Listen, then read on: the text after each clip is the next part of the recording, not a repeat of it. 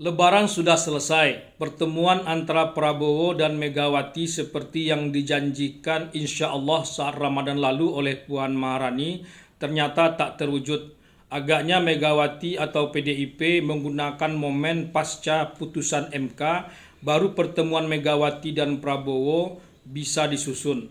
Sementara manuver PDIP termasuk Megawati sendiri terhadap putusan MK sedikit pun tak berkurang, malah terkesan semakin kencang lewat tulisan Megawati di harian Kompas Tempo lalu dan tulisan tangan Megawati yang bertinta merah kepada para hakim MK sebagai amicus curiae atau sahabat pengadilan yang menuai kontroversi.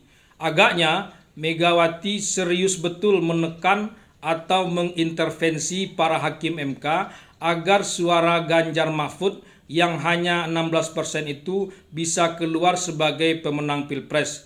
Lah, kalau begitu, buat apa pula rencana pertemuan Prabowo dan Megawati disusun jauh hari kalau PDIP atau Megawati sendiri tak pernah mau mengakui hasil Pilpres?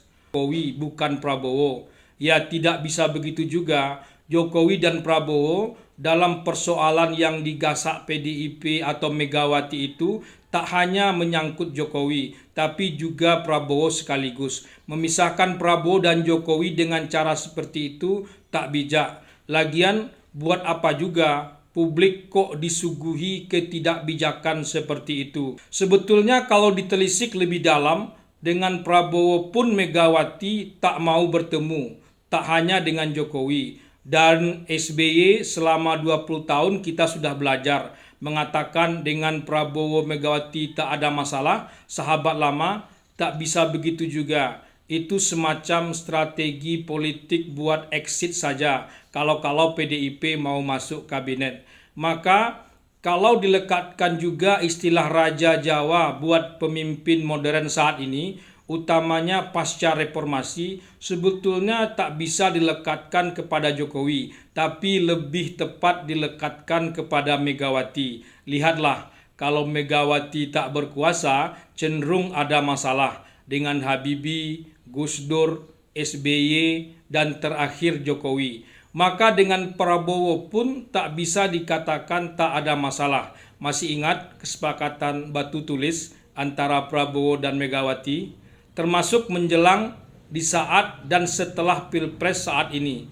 Republik seolah dibuat kacau karena keinginan ratu tak terpenuhi. Ratu tak bisa kalah. Kalau kalah semua pasti salah dan harus diulang hingga menang.